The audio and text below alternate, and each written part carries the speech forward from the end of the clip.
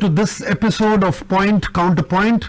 We are here to deliberate and discuss an issue which is social, but something which is really keeping the midnight oil burning for many people.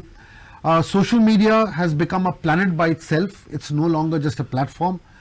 At the same time, we in the news business are not only consumers but also creators of a lot of content, quote unquote, a phrase that is being increasingly used in place of news. Obviously, walls are crumbling down. There seems to be no distinction these days from what is news and what is not.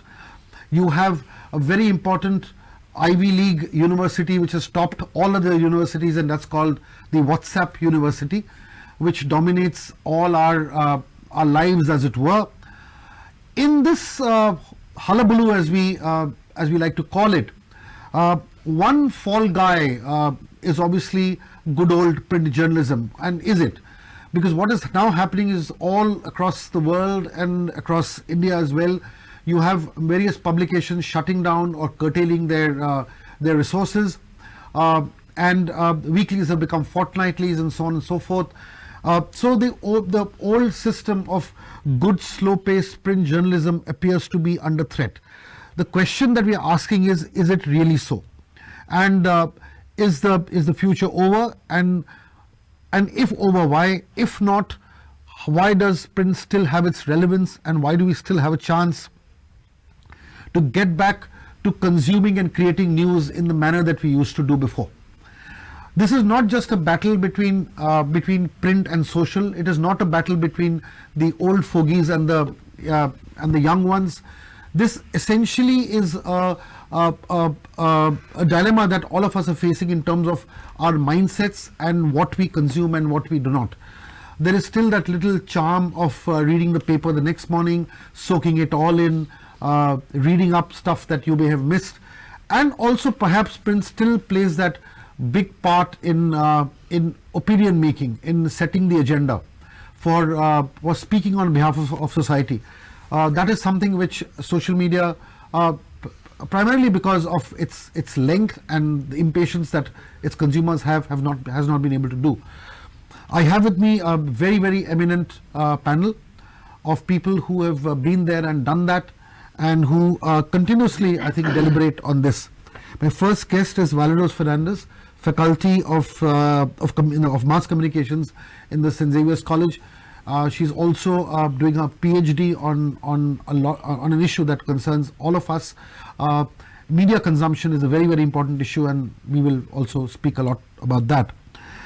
Next to her is Nonal Mascarenhas. He's he calls himself a culinary alchemist, but he has been a creature of the social media space and learns to use it responsibly. But at the same time, he understands the concept of print and what it does for him and a lot of social work that he does. On the left is a friend and old colleague of mine, Derek Almeida, former editor of the Goa Everyday. He's combined both print, television and social with equal equal excellence, and he probably will also throw a lot of light into journalism in the way we create it and consume it. On the left is my dear colleague in Herald, Avit Bagle, the editor of Dainik Herald, our Marathi parallel publication, and welcome, Avit, for your insights. I'll start with Valeros. I have no further questions. I'd just like you to give your opening remarks on a few of the points I've raised, and any other points that you would like to add on.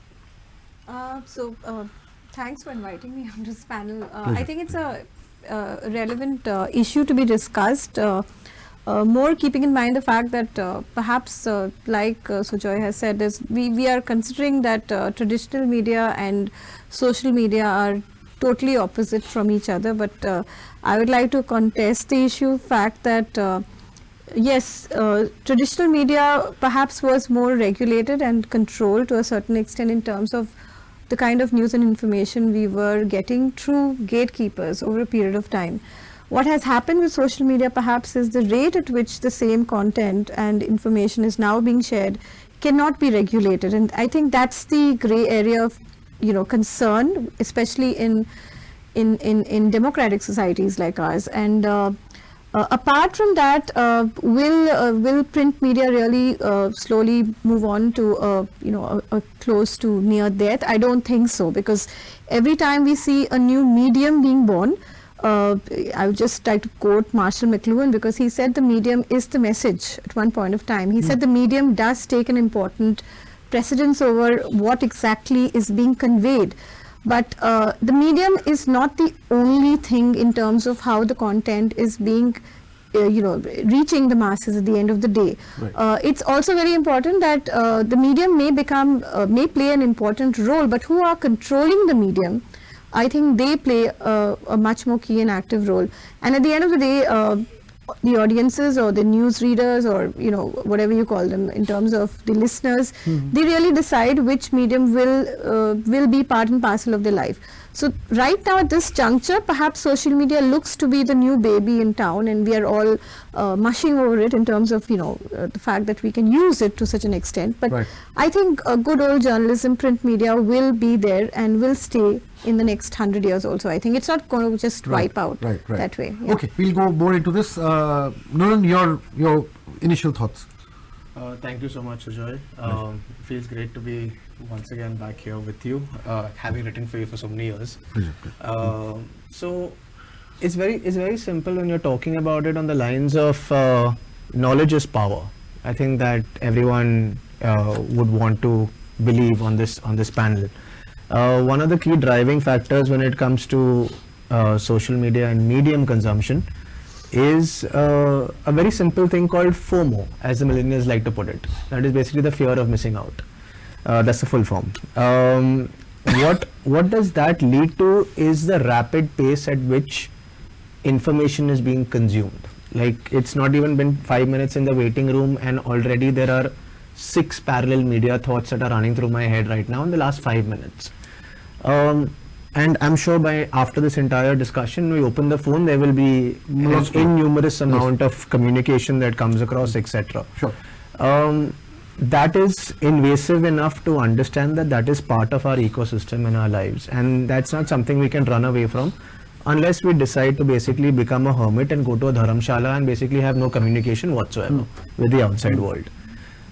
Having said that, I think I come from a conventional school of thought, thanks to many, like your tutelage and many other editors, where print has always been the fourth estate. I mean, media has been the fourth estate, and we were, we would cross-check, we would fact-check, we would understand sources, we would understand things like that, which ma'am mentioned herself. In terms of disseminating that much of information in 30 words or 60 words or 80 words to the end consumer, that would basically come out in an article or things like that. The format is not changing anytime soon, perhaps maybe because of a geographical location in terms of getting the paper delivered. It's easier to get it to one point of a place versus the other, if I'm in a village, etc. But am I reading the same information in a different concise format? Yes, I am. The message is still the same. It's very, very important to understand that there's a study I was researching and I was part of, where it says that in the world of cacophony, and we're surrounded by so much of it, it's actually meditative to read a piece of writing on a piece of paper. 87% of that focus group basically said it is peaceful to read versus consume. And scroll. Right. It's the format of what you're looking at that paper that makes you feel at peace. Correct. Because there's so much of noise around us. That's right. Right now. Even right now, what we're talking about, right, if it was written down, you do an analysis of what's on TV versus what's written, you will get to understand, because people, as you grow older, you kind of slow down in terms of cognitive recipients. Yes. Some people may be talking too fast, some people may be talking too slow. Video is the big major trend. We are on a video platform right now. But at the end of the day, I think that the beauty of keeping it written, keeping it concise, and keeping it articulate is something that's here to stay. So, yeah. Derek, just one thought, and then you can elaborate on what you have in mind. A lot of what both of them said is completely true. But how much of what is there in the social media space is absolutely genuine. I'm talking from a journalistic point of view. In terms of information which is given out, news quote unquote which is given out, how much of it actually will stand the test of authenticity? Before that, Sujoy, Yeah. is social media is a very large platform.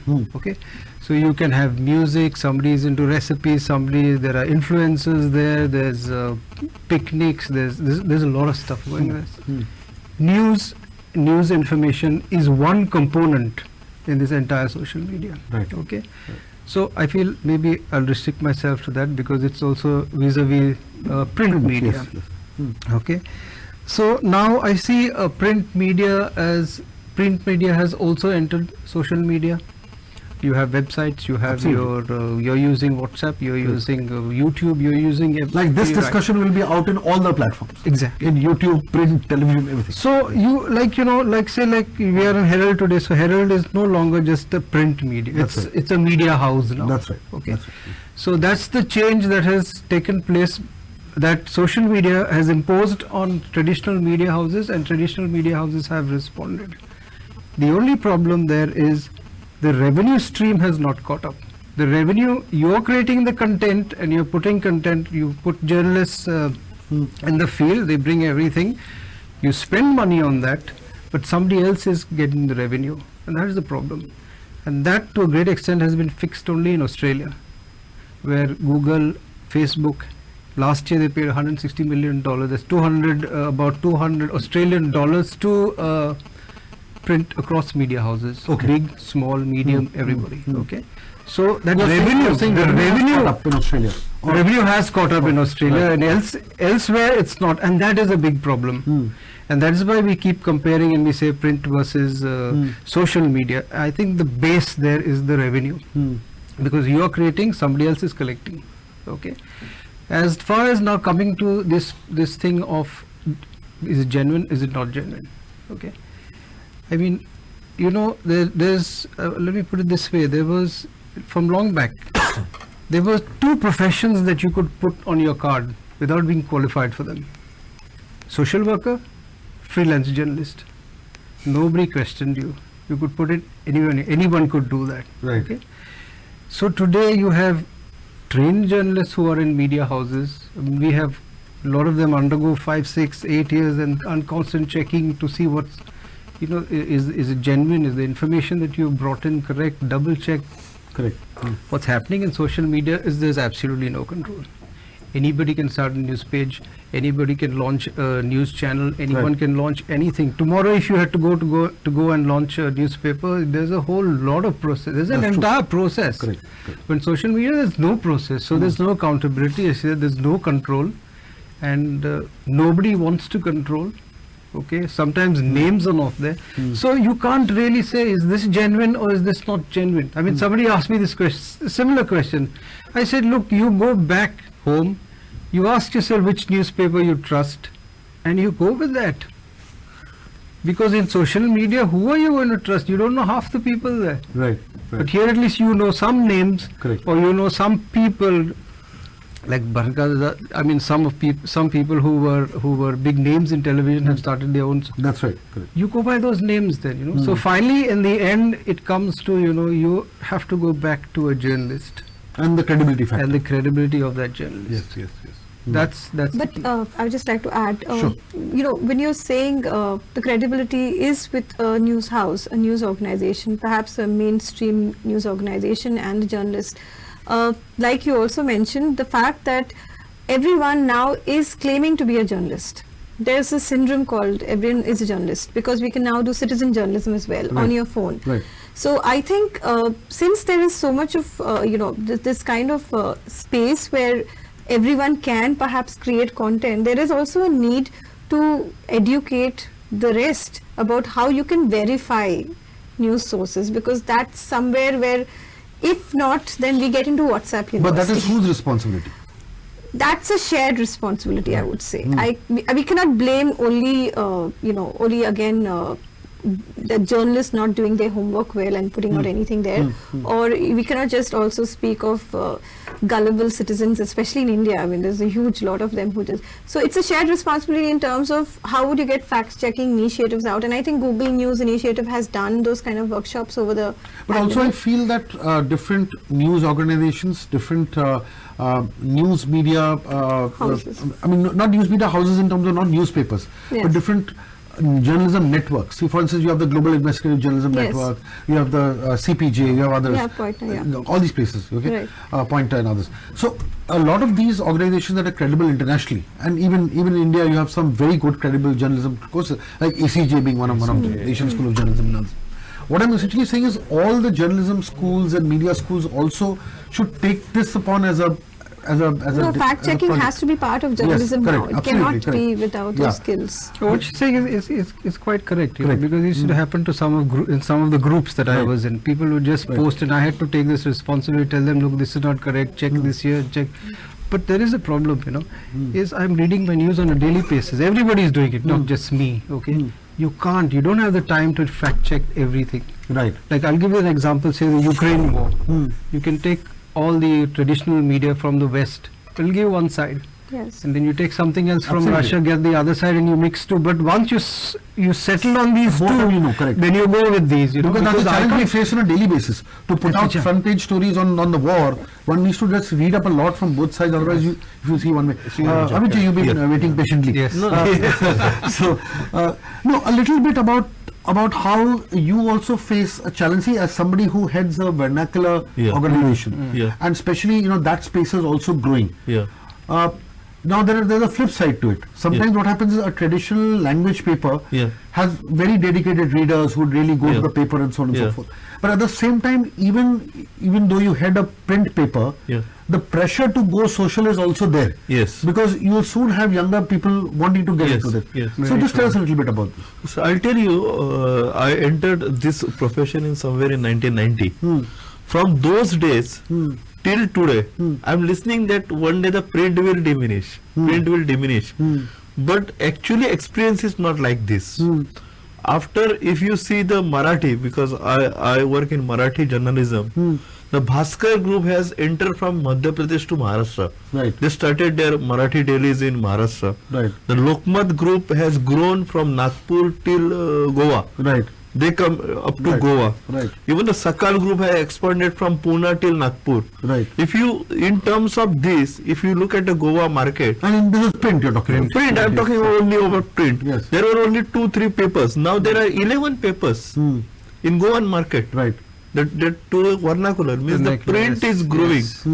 yes. Earlier the copies sold in terms of copies, if you take, it was a 15-20,000 copies sold in earlier days. Right. Now the actual it is touches 60-65. The size of the market. Size of the market has also grown. Right. Right. So there is good days are coming to print. Then if you compared with the print with other, when there was a radio dominating the information, Right. the television came. The radio has changed the form. It became FM. That's right. Correct. It has entered into our mobile. Correct. When television came, the people were saying that the market of the newspaper will be narrowed down, or it will be zeroed shrink, down. yes. Shrink. But it is not happened. Newspaper dominance, because it is typically we have to look at the psychology of the people. Even the Indian psychology says that whatever is printed is truth. So if you see any news on WhatsApp or YouTube yesterday, you read the newspaper next day. Even That it's the is- same news. Same news, same Correct, news, same correct, news. correct. So likewise, even the social media gives some information. The people will read the newspaper next day for confirming it. Right. Yes, Right. that's the thing. But also what is also happening is that for your daily on the run news, Yeah. earlier we used to depend on PTI and Yeah. AFP and radio and all that. Now people will depend on an app like InShots, for instance, Yes, yes. to pick up your Yeah. news quickly. Yeah. So I feel what is also happening is that you're picking up your initial stuff from whatever is coming in social media, Yeah. parking that, and then you select what you need to read more, and then you go to print to pick it up. And Yes. and- Sujoy, what you're saying is true. You know, you have these apps, these aggregators, Yes, which give you yes. all these news. That's right. Those might die Right. not right. print, but those might die. Why? Because websites have started erecting walls, all Right. traditional media, because now you go to start, it's Subscription. gradual, but now you'll have to subscribe. Yeah. Right. And you'll have to start paying. And once that happens, all these aggregators are going to have a problem unless they take out a chunk of their money and pay it. Pay it, correct. Okay, so that is going to eventually happen. It may take a while, but it will happen. So, so tomorrow we'll go back to a situation just like today, where I have to pay for a newspaper, and then there I will have to pay for a website. Right. And right. then the choices become important. I can't pay for 10, 20 websites. And- I'll have to select. And interestingly, what happens is that our mindsets are such that you would rather pay for a paper which is coming home and you can feel it, Yes. rather than pay for something that you're watching online. The whole online. habit of getting online feel. Paper you can read anytime, no? Correct. Anywhere. Well, you can also do it online, yes, but I understand what you're saying. Yes. There are places There are that- multiple uses for a newspaper Also, correct. after the news is consumed. Correct. Yeah. Well, I'll just get back to one more issue of young consumers and people who are getting into the news space, at an age of say 14, 15, or even earlier at that point of time. When we grew up of our vintage, I mean I can speak for some of us. Rohan is much younger. Okay. So what I'm saying is when we were growing up at that point of time, our newspaper habits were inculcated by our parents, and the image of our grandfather or father or grandparents sitting on an easy chair over coffee and tea, reading the newspaper. So newspaper became very much a part of a family member, as it were. And one paper would be read, and another paper would be read, and then papers would be shared. So it was newspaper reading was a shared activity in the house.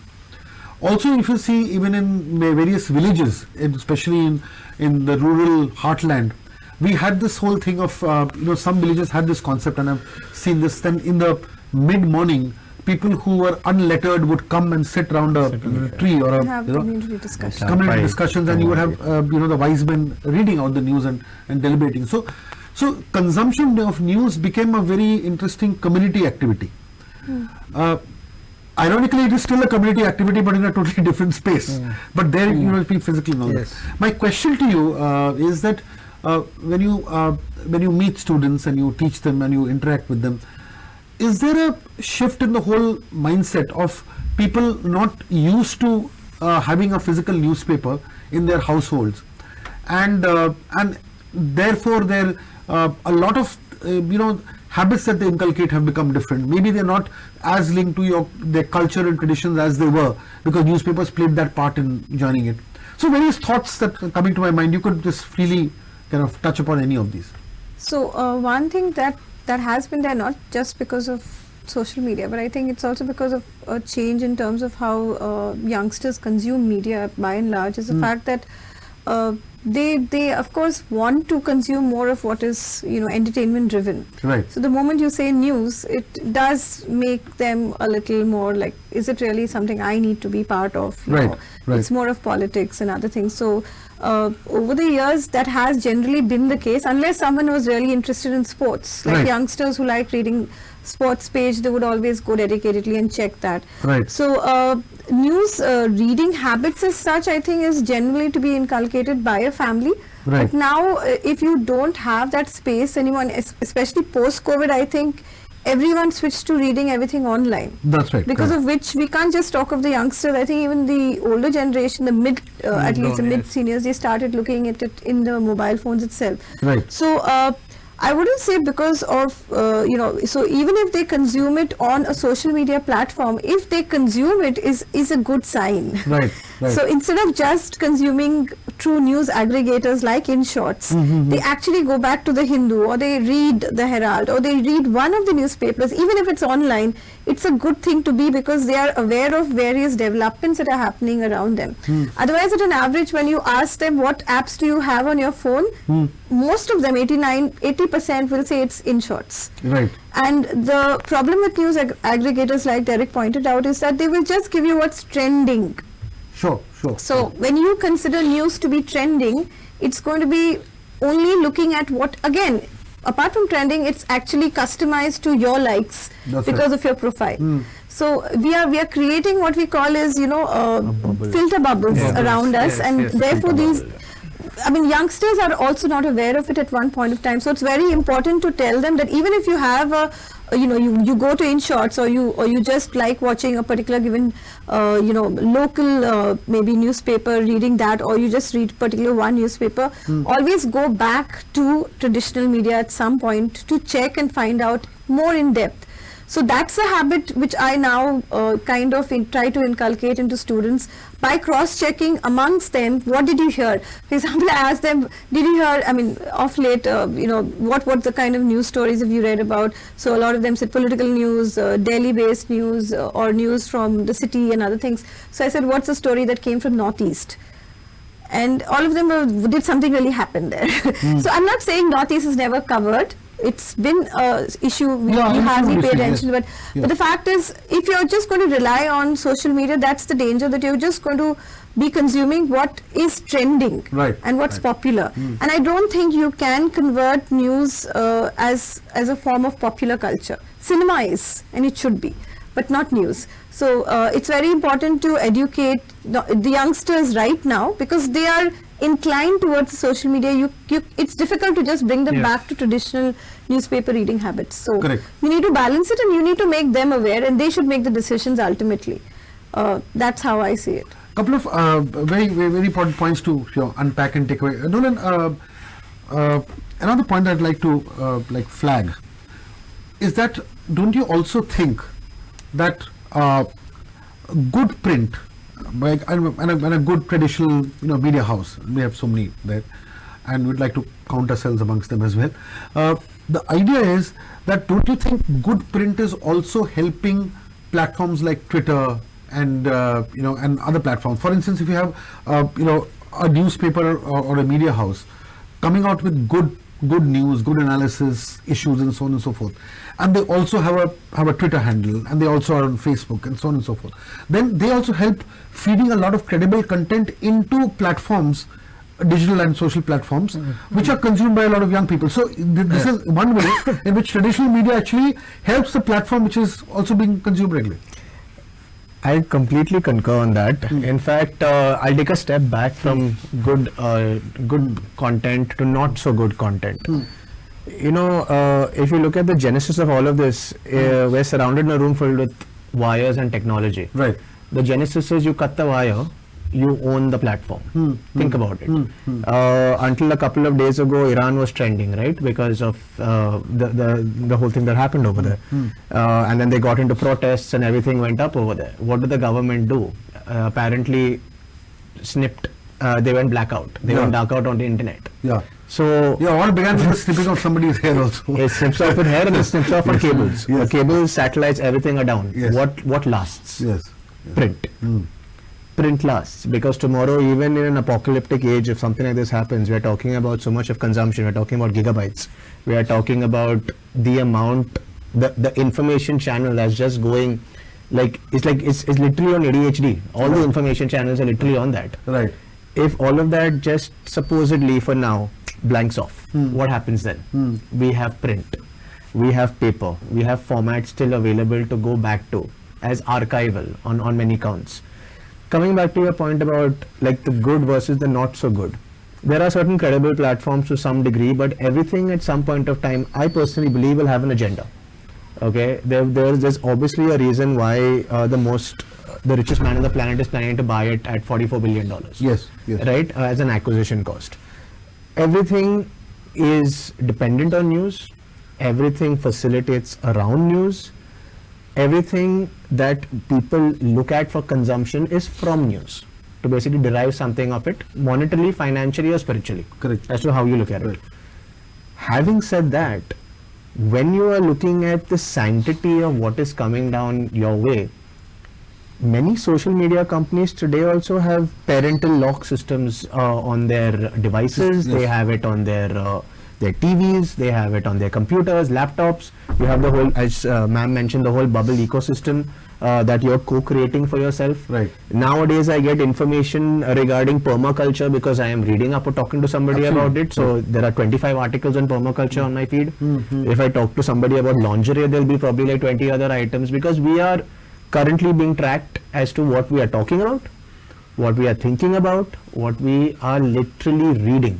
Right. There are even algorithms on an Instagram or any of these social platforms. You scroll, there is a nano microsecond scroll rate on each of the sections. So supposing if you are looking at that case, Johnny Depp versus Amber Heard, Absolutely. right? Yes. You read that.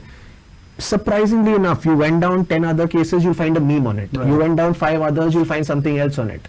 It's all Correct. pre-programmed coming into our section. Right. So traditional media also has a role to play here. Exactly. So even if you dictate the dialogue at the end of the day and you channel the dialogue in a proper manner, it goes out to an X number of people consciously. Right. That is the entire motive of traditional media as to how it can get into the mindsets of people to talk the same language if nothing else. Very clear views on this. And obviously You know, instead of using the term print media, okay, I would prefer to use the word journalism versus, okay, and Yeah, better way of yeah, putting it, because actually. what you're creating is in print. There are journalists and they're working and they're creating content. If you have somebody operating only a website, he's not into print. But he also has very genuine journalists. They're also creating content, putting it on. Absolutely. Okay. Some of the most credible platforms today Are just websites. Yes, yeah. yes, true. So it's not so much as print versus It's journalism versus it's non-journalism. journalism versus non-journalism. Yes, This is the big thing, and revenue versus one person working not getting revenue, other person not doing anything, but he has all the algorithms, he has everything. He gives you exactly what you want to hear Right. and what you want to read, and you'll notice what I will get on my newsfeed will be totally different from yours. Absolutely correct. And so at home we share each other's mobile phones to see whose bubble is more interesting than the other. That's very interesting, yes, yes, And yes. my wife's is certainly more interesting than mine. Yeah. So I go through hers too, and she goes to mine to see what I'm reading. Yeah. Because we get a completely different perspective. And it's not just about news. Even if you're watching movies, the movies she has that are sent to her are totally different from the ones that come to me. Right. Because I'm watching different stuff. But so we do cross check, you know. But maybe that's because I was in journalism. Right. Yes. This might not happen with Correct. so many other Others. people, you know. Yes, yes, true. But I think we go back to what she was saying, is that at home you need to start talking about this bubble, and it's very difficult to break that bubble because of the person you are. It's like you can't change your personality, Yes, right? yes, sure, So it's very difficult to break that. I tried it. Right. It just doesn't work. It's best to go into somebody else's bubble and come out for some time, and That's very and that's very interesting. Yeah. Abhijit, what role can, again, journalism, Derek has actually put the right word out. Yeah. What role can journalism play to ensure that people who are consuming digital journalism are better informed? See, the currently what is the pressure on the print is you have to enter into a social media because your readers ask what has happened. Correct. They only want to know what has happened. Accident took place. Some minister's statement. 2-3 lines they want.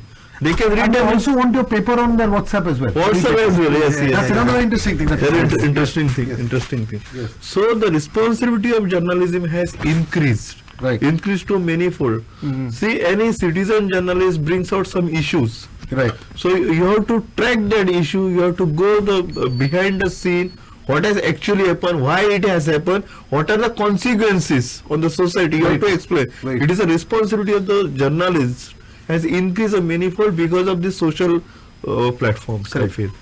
In the second half, I'd like to begin by looking at another term that we use all across social media, and it's called followers. There was a time when followers meant that you were a sage or you're a big time politician and so on and so forth. But now the whole system of followers have become like the disciples of old. And the only advantage of the new followers is that in many cases you know exactly who they are. In some cases you may not.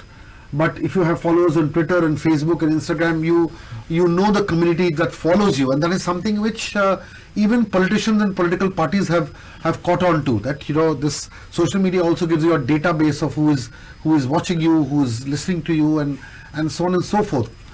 Quite unlike readership, because you won't really know who's reading your paper.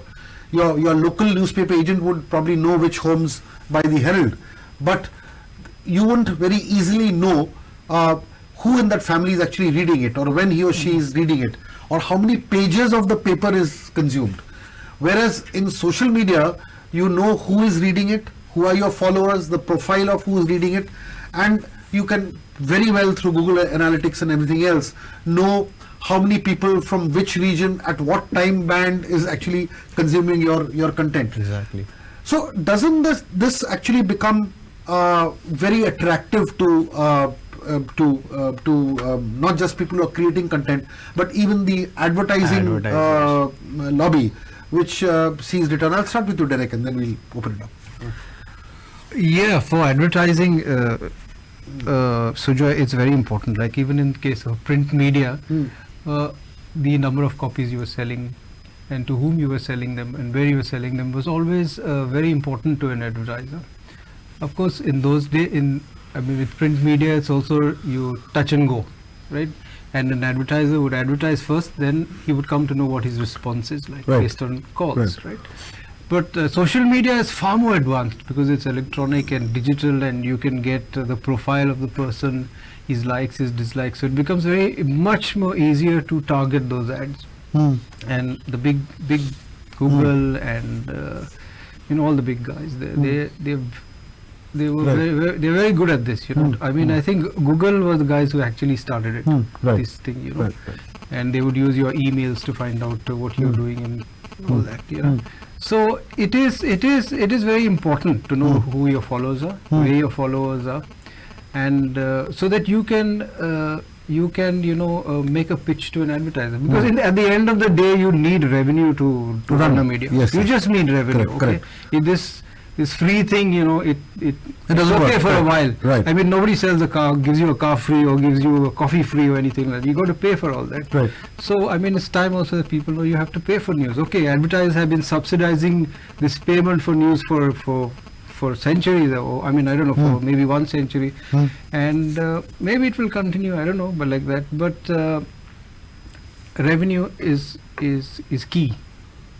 Therefore, to know who your readers are, who your followers are, is very important. And social media, all these Digital, let's put it this way. digital is a big help there, okay? It is a limitation. The limitation is for smaller newspapers, because you could have people reading you in Canada, especially for Goa, reading in Canada, but that might not be enough to generate revenue. Okay? You still have to focus on Goa here, at least as far as Goa newspapers are concerned. Knowing your point of view on this. Let me give you perspective. We have Apple as a company, it's a technology company, Yes. right? Facebook has lost out close to about 3 or 4% of its entire revenue only because of Apple's privacy policies not to mine data from people who own an iPhone. Right. So you have an option now to have the advertiser track you versus not track you every single point of time. Correct. Perspective. Facebook loses close to $3 billion a month just in loss of ad revenue sales because of this. So Android is completely different as a platform, which are talking about social and not in a digital landscape.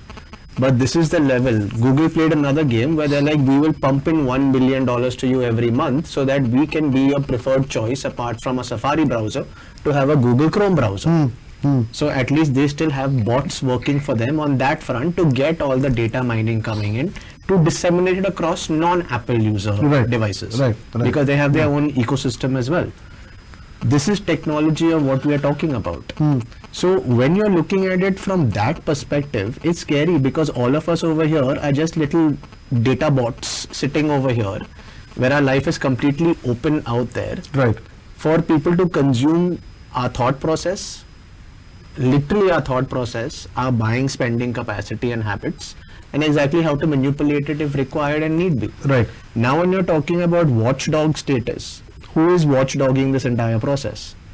Right? We were just talking earlier, when you are looking at someone in terms of psychological hacks of credibility, we're sitting over there, we're talking about it, what is the agenda, no one has any idea. Right. But if you have a setup and you're communicating it to an audience which basically sees it off a device, which is a mobile phone or an iPad or a tablet, you are basically king and messiah to that following out there, because that is the first word which is coming out from A, credible, B, not credible, we don't know. Right.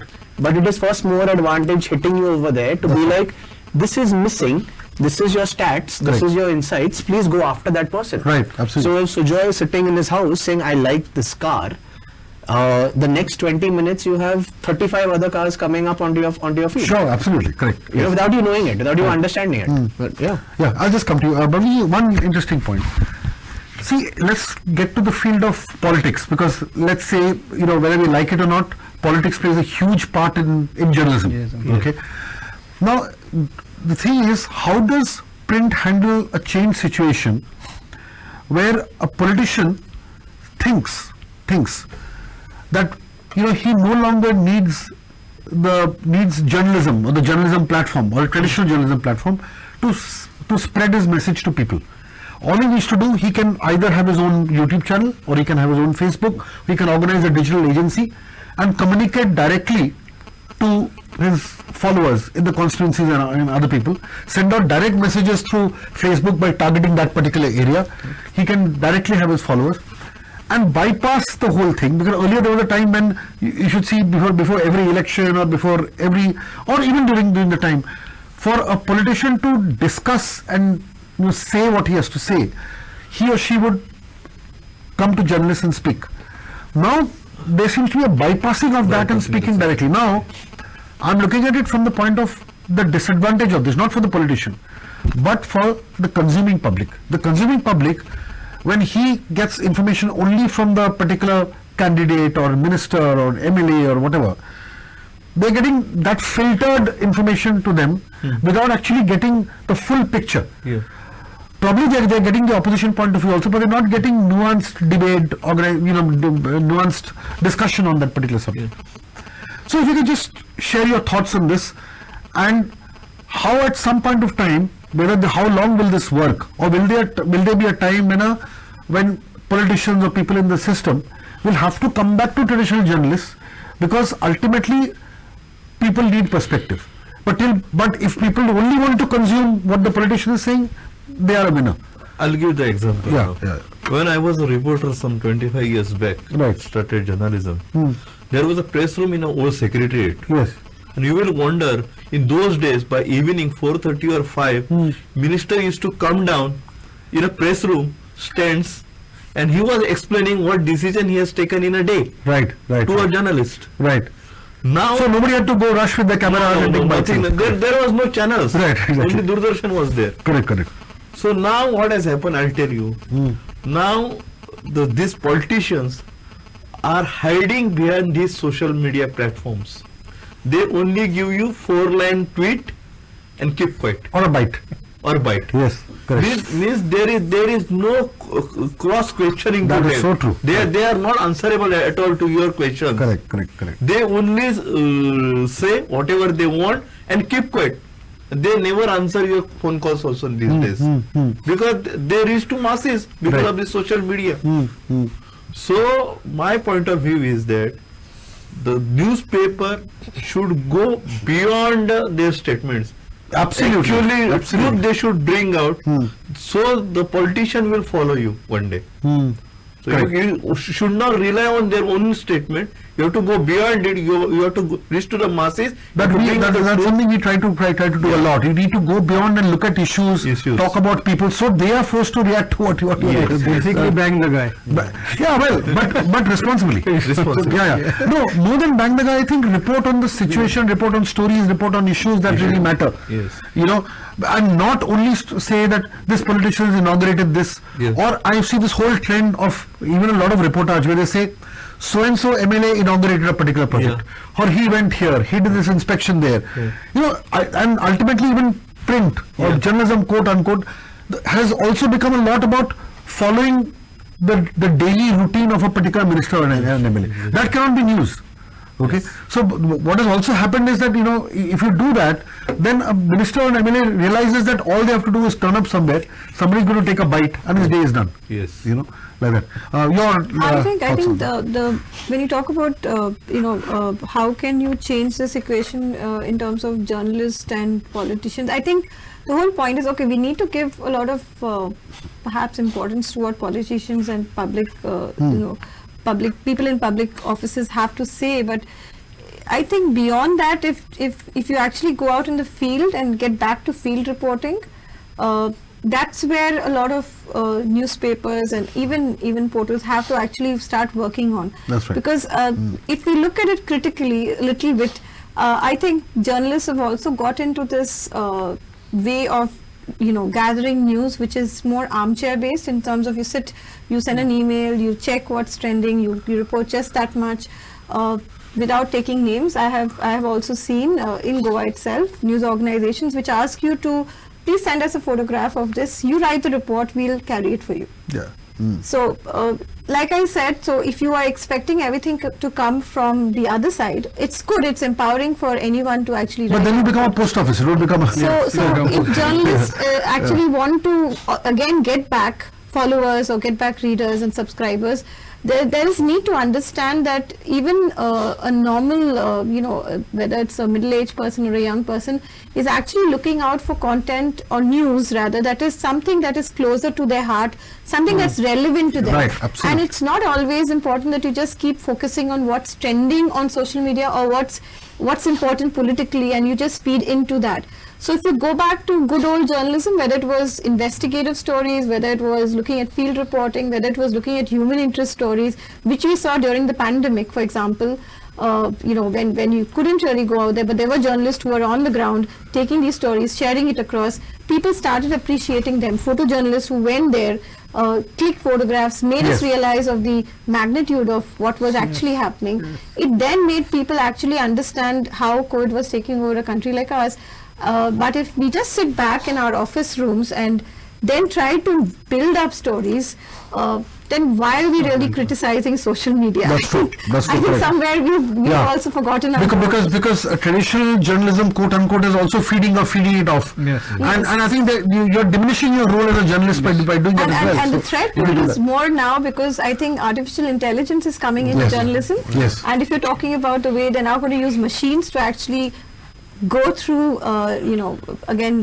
sources and news that is there and just aggregate and put it there, then your manpower is diminishing even more faster than you can imagine. Taking a page from her book, I tried it last night. There's actually a website where you put 5 keywords into it. It can churn out a 600-word article in less than 25 seconds. Is it? Oh Yes. my God. Okay. That's What happens to the writers? That's the, But exactly the opposite of what you're saying is happening in Australia.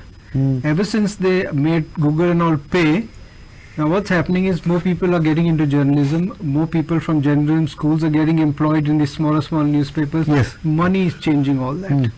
Okay, so there will always be a need for those journalists. Okay, because I think people, like when you talk about what he said, about politicians getting out their message. And as a voter, yes, I want to listen to to those candidates who are there in my constituency, Yes. see what they're hearing. Whether I get on social media, I get on newspaper, wherever, it's immaterial. Right. But if I have something, a video of him making a speech, I will look at it. I will hear what he has to say. Okay. Yes, I don't need traditional media for that now. But I still need traditional media to tell me, give me this larger picture. And break it Goa, up and break fact it up. check also. And fact check a lot Correct, of things of correct, what correct. he's saying. I don't Correct. know what he's saying. I might only know what he's saying in my Because fact in checking my is become- village. Yeah. I won't know about the other. I think stuff. fact checking is a very important thing that journalism should do. Should do. Yeah, but journalism without fact checking is not journalism. Not journalism at So, all. and that is what social media has become now. Exactly. Yes. But I also like to add a point over here which is very, very important and plagues our industry, which you were talking about earlier, which talks about a revenue versus advertising spends, right? If we are gatekeepers as traditional journalists, keeping the ethos in check and making sure that everything is credible, there's an amount of time that goes into it. There's an amount of effort that goes into it. At the same But time, that is needed. It's needed. Yes. But at the same time, the compensation doesn't really repertoire back to the entire thing. I'll give you an example of myself. I have a conglomerate coming and telling me, Nolan, we want a 30-second reel of yours on Instagram. We're going to pay you an X amount. I talked to my journalist friend who basically is there for 30 days of the month, slogging his backside for the entire duration of time, trying to make it to get so many articles, so many bylines. And he looks at me saying, for 30 seconds, you've got 15% more than I get paid an entire month. Why? Just because of followers or because of things like that, which are Right. ridiculous. Right. The metrics don't add up. Right. You know, you're looking at gold over here, saying that these guys are supposed to be our, our bastions of, sitting on the pulpits and talking about everything as watchdogs for our society. But if we are so grossly underpaid on our end over here, how does people will obviously want to jump to the dark side, if you want to call it that. Right. You know, it's at the end of the day, everyone's got it's life. It is the way it is. So advertising spends is very important. I remember you were slogging for so many hours at the back end of it in the office, checking everything, fact checking this and that. At the end of the day, you have a 21-year-old who comes and says, "Oh, I'm making $1 million every quarter by just being on my Instagram channel." Right. And then a company comes to me and says, "Show me this product and just talk about it very under the radar, so it doesn't look like an advertisement." And at the same time, you have sales go up for that product, and she's be like, "Yeah, this is how much I make." Or you sell your platform. Or you sell your platform to someone. You build it up and you sell it. Like acquisitions. So, yeah, it's very important to mention that. Okay, we are just coming to the end of this. Just one final round. Vinod, if you could just begin this round by essentially, summing up what we've discussed. Also, if you could throw a little light on how journalism can, has a chance. How journalism and traditional journalism, which we call print, otherwise, can exist and thrive, and how can the new medium also be a repository of good journalism? And the idea is not so much, say, print and non-print, but how to make the new medium also strong enough and more relevant enough so that good fact-checked content stories can go out. So I think if you're first and foremost on lines of what we've discussed, we've all agreed upon the fact that journalism is there to stay for more than what we can be apprehensive with. Perhaps we are a little skeptical today of how it will turn out to be in a couple of years. But then again, if we are talking about this entire shift that's taking place, the transition that's happening between old school journalism, traditional print journalism, and now new media, I think the main onus also lies on readers and people who are consuming this content.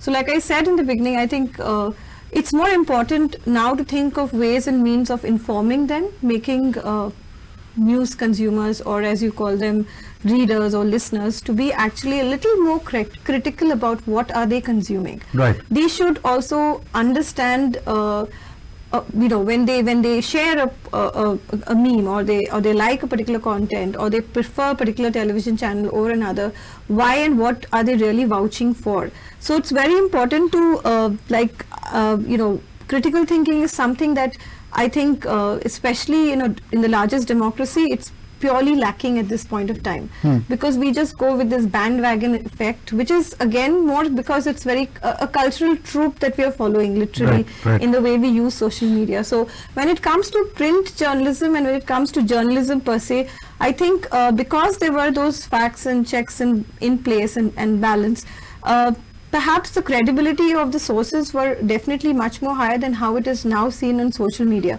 But then again, if you're not going to get them back on traditional platform, and if traditional journalism has to migrate to new media platforms, I would say the only way of boosting that credibility would be, most importantly in a way, is to understand who is your audience and what are they really looking for in your newspaper, news organization, and creating those avenues where you can have a dialogue. We speak about followers, but why don't we speak about avid readers, or people who really come back to you either on your YouTube or on your Twitter handle and actually share. Actually, we have a lot of that in Herald, where traditionally people send emails and messages and all that. If that can be actually promoted on a larger social media platform, you're actually also creating awareness about the fact that if we are migrating towards good journalism and not just looking at how perhaps news aggregators are not doing a good job. So it's good to criticize, but it's also very important to understand where you can make your game better. That's right. And the revenue model, I think, is something that's critical for any media enterprise, not just news. So even with the changes happening in technology, subscription models are perhaps an answer. May not be in the long run, but they are a kind of an answer, especially again looking at the numbers in India. So that could help us in the long run. But I think it's more important to keep your readers, viewers informed about the presence of all the other forms of media, which perhaps is not news. Right. That way. I'll just summarize it really quickly. 30 seconds. 30 seconds. We're moving to 5G and 6G. Yeah. The dynamic is changing drastically. Right. It is going to be online. Okay, there's no two ways about it. Video and print will coexist, go hand in hand. It just depends on the deciphering factor of how much you can consume at what amount of time. I will send you 30 lines, you might understand 3 lines or 3 words out of it. So that is the rapid pace at which journalism is catching up to, has to get onto that bandwagon and also disseminate information. And do it even responsibly. do it responsibly, time and time again in shorts. Yeah, Right. Yes. So I think what you said, Suja, earlier was quite correct. Is that fact checking is important. One.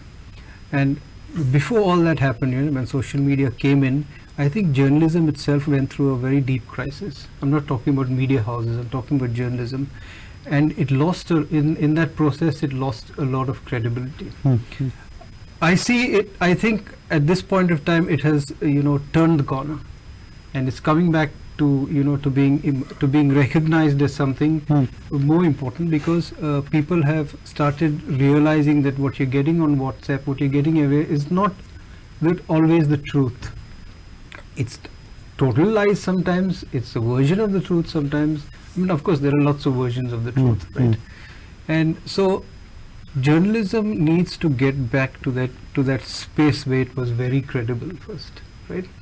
And once it reaches there, then there will be a clear separation within social media as to what is news and what is the rest of social media. Okay, right. And once that happens, then you can build much clearer revenue models where there is sharing of revenue between social media and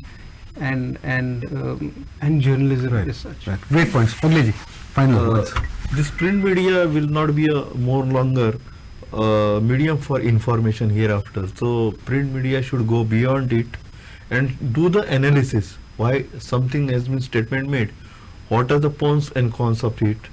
Why he made it? If any project is coming in any villages, what are the goods? What are the bad points of it? The print media must explain the things, and it should go beyond the information. Then only it will survive. Well, on this note, we don't really want to end, but lots to talk about, but we have to. And I thank all my panelists for a very, very, riveting discussion.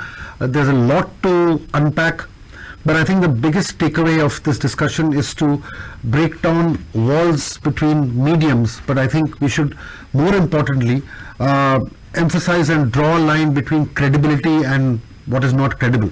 And giving out information and doing good journalism is paramount, and it can happen in both mediums.